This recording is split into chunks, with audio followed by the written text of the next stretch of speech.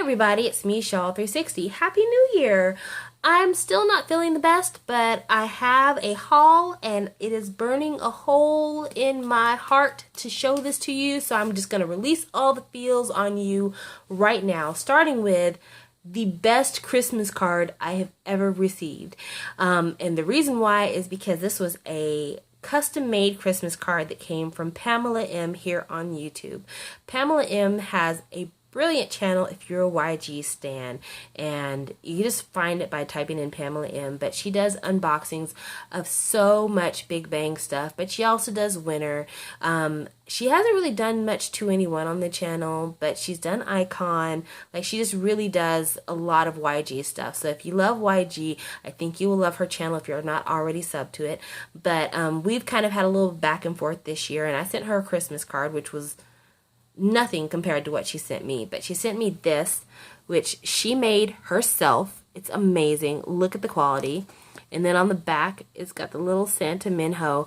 And then she sent me something that I want her to start selling for money. Like, honestly, I want you to start taking orders and start selling this stuff. She sent me custom-made photo cards and postcards.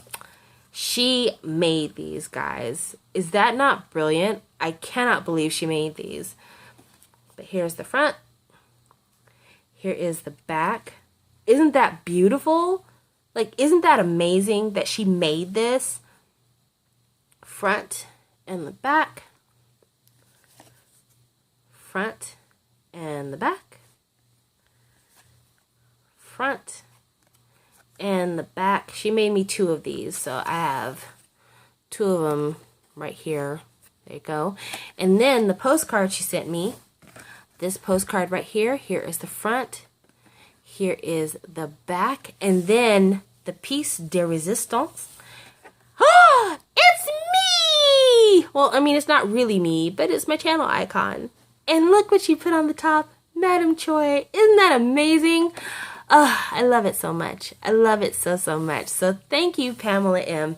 I'm sorry I didn't tell you earlier that I received it, but I wanted to wait until I did this video because I wanted to show everybody how extremely talented you are. So if you like these kind of things and you're willing to actually pay like decent money for them, you should bother Pamela M and make her make you some, because they're amazing. Just fantastic. She did a great job. But yeah, so that's the first start of this video. Now let's get into some actual K-pop. So stay right there and I'll be back with some music.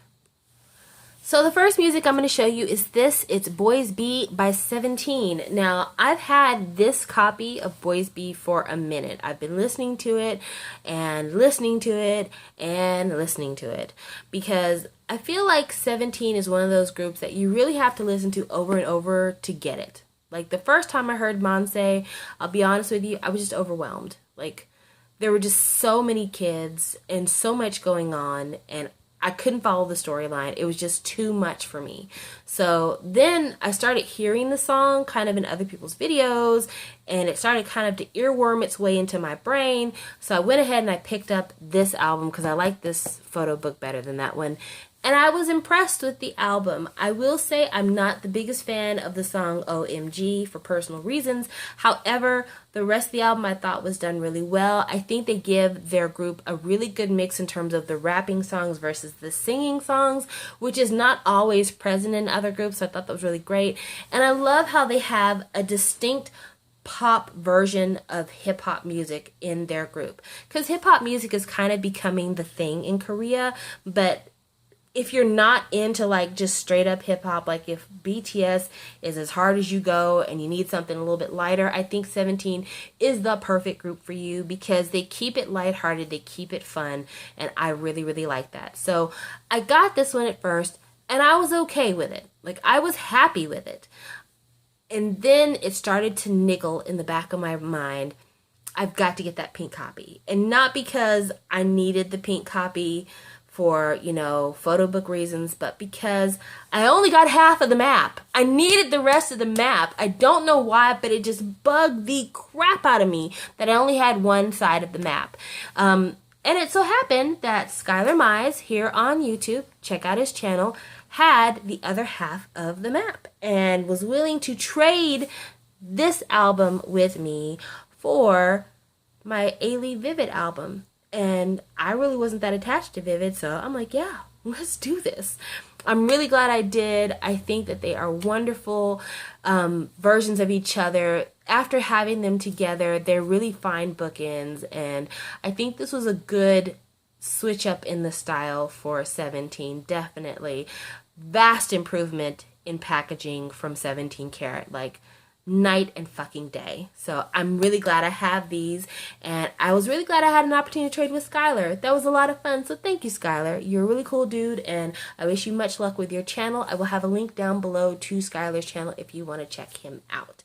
Alright, now let's look at some more music. It just occurred to me you guys might want to see whose photo cards I got. So these are the photo cards. Here's the front, and here is the back. Now on to more music. These two albums. So one of these albums I have a lot to say about, one of them not so much. So let's just go ahead and knock out the one I don't have that much to say about. So the one I don't have that much to say about is this one right here. It is Ring My Bell. This is the Sojin cover. I got this from someone on the photocard forum for a really decent price. It was $10, and I got it because I feel like Girls' Day is one of those groups I never really have given a chance. Like, there's some groups that you can hear and right away you know they're not your style. And there's other groups where you're like, well, I think I like one song, but I'm not sure I like them enough to get a whole album. And that's the way it's been for me with Girls' Day. I actually bought a copy of something from Baby QQ Love here on YouTube. I really didn't like that mini album, so I ended up giving it to Ghost Rules as part of our Secret Santa exchange in 2014.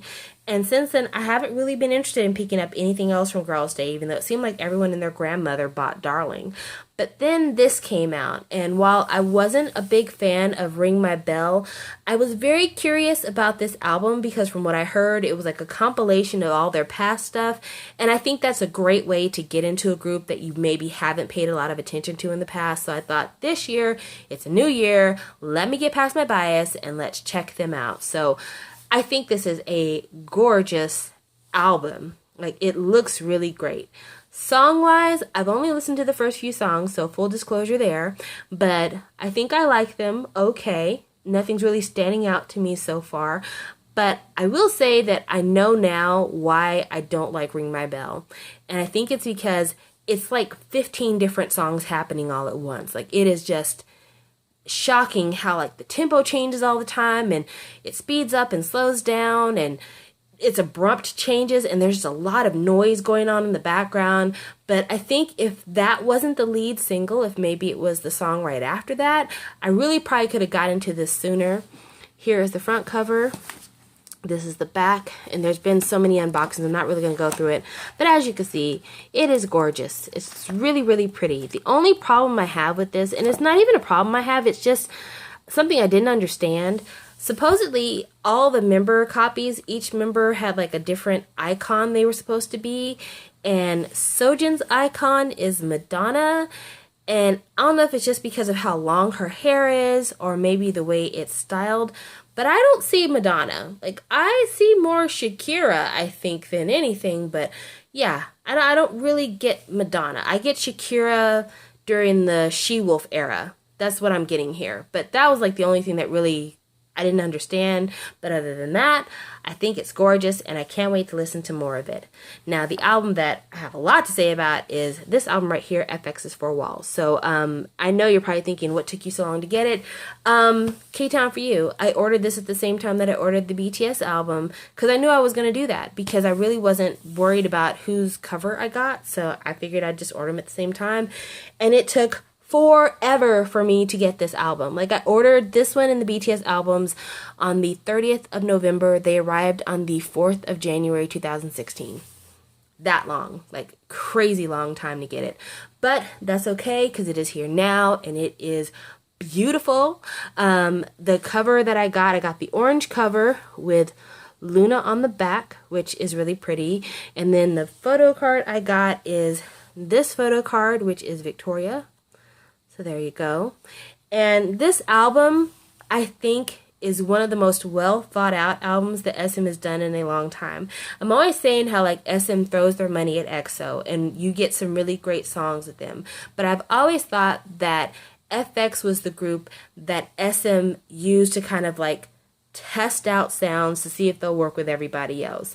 And I feel like this time, instead of testing out a sound with FX, they decided to actually invest in creating a complete and total FX package. And I feel like this is one of the most cohesive albums that FX has ever had. I think all the songs fit really well together. I think that the photo book concept actually matches the music this time instead of just like throwing random shit at us. And for a lot of people, I don't think they got the fashion for the photo book concept, but I did because I'm an old person. And I know exactly what this fashion is. So a lot of people, when they first looked at it, they were thinking hippie chic. Like, and I can get why you would think that, because it does kind of look hippie chic. But it's actually neo-hippie chic. And I'm sure you're thinking, what is the damn difference? In the 90s, there was this kind of like return to the 60s look where they took a lot of things that were kind of 60s influenced, but not exactly true to the period.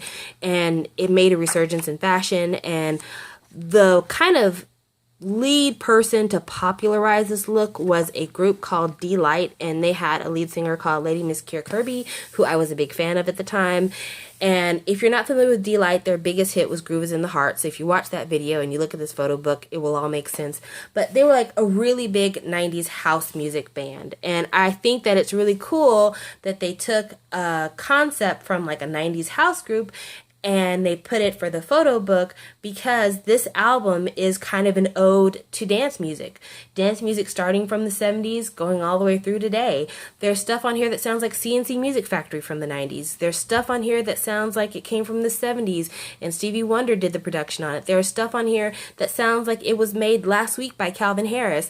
There's so many sounds. Even the very last song, When I'm Alone, it sounds like it was made by a group like the Pet Shop Boys, which they did a collaboration with on the Mamas. Or probably closer to Simply Minds, who did Don't You Forget About Me from the Breakfast Club soundtrack.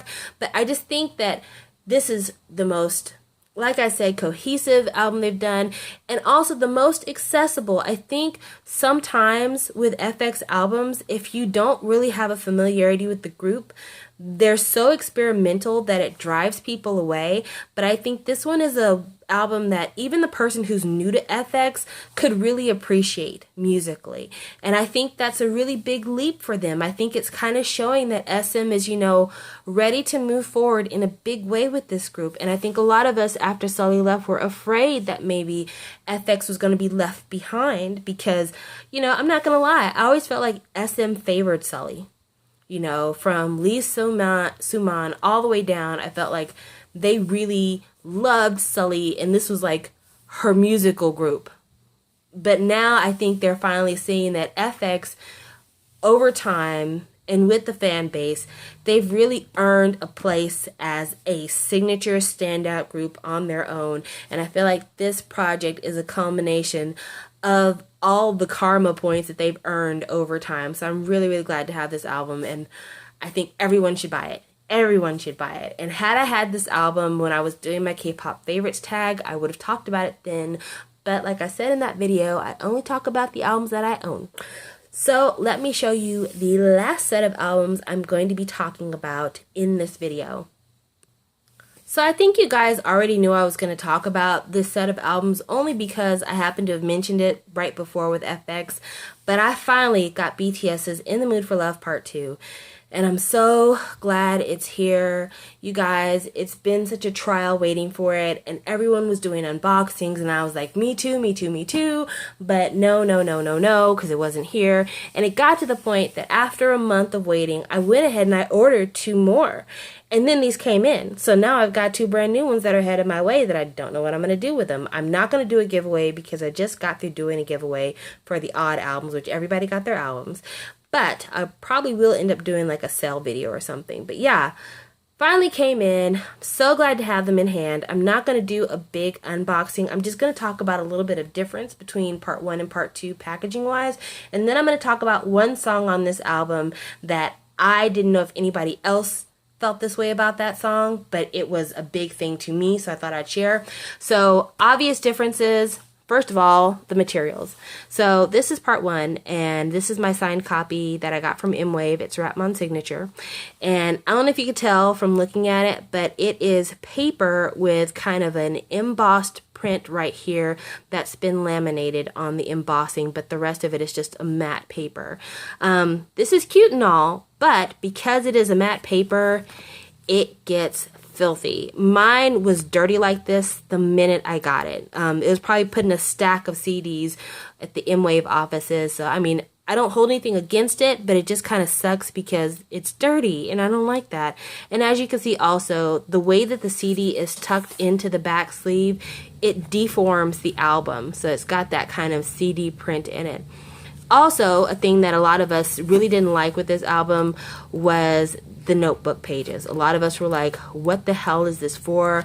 Why are there so many blank spots and white pages? And what are we supposed to do with this? And I don't understand. And I think that BTS's management did a really good thing by listening to us about our complaints and changing those things and those things alone. So, you know, from the offset, there's a lot of stuff that stayed the same. As you can see, like from up here, the same. But I guess to make it to where it's a little bit more cost effective, instead of doing the matte paper with the laminate on the embossing, instead they did kind of like a vinyl. I don't know if you could tell from looking at it, but it's kind of like a plasticized, almost vinyl paper.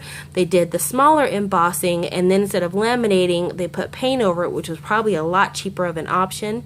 And then on the back, you can see that they kept the track list absolutely consistent, so I love that.